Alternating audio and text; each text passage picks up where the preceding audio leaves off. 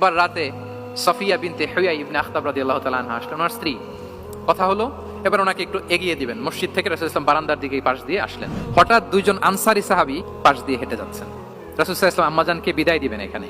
ওই সাহাবী দুইজন রাসূল সাল্লাল্লাহু আলাইহি ওয়াসাল্লামের সাথে কে এটা টের পায় নাই, বুঝতে পারে নাই। বোরকায় আবৃত কোন এক নারী দেখে রাসূল আর ওই নারীকে দেখে তারা আরো দ্রুত গতিতে হাঁটতে শুরু করে দিচ্ছে, আমরা চলে যাই এখান থেকে। দেখেন রাসূল সাল্লাল্লাহু আলাইহি ওয়াসাল্লাম নিজের অবস্থানকে ট্রান্সপারেন্ট করার জন্য বললেন, আলা রিসলিকুমা, দাঁড়াও।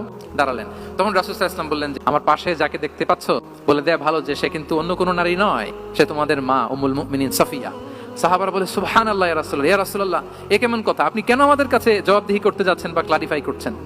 আপনার পাশে কোনো নারী এত রাতে যদি দাঁড়িয়ে থাকে, তিনি তো আমাদের মাদের মধ্যে থেকেই তো একজন হবেন, কেন আপনি বলতেছেন? তখন রাসূল সাল্লাল্লাহু আলাইহি ওয়াসাল্লাম বললেন যে না, শয়তান মানুষের রগে রগে চলাচল করে, আমার ভয় হয় হয়তো শয়তান কোনো সন্দেহের উদ্রেক তোমাদের হৃদয়ে ঢুকাই দিতে পারে। সুবহানাল্লাহ। এজন্য আমি ক্লিয়ার করে দিলাম, এটা আমার বউ, আমার স্ত্রী, তোমাদের মা সফিয়া।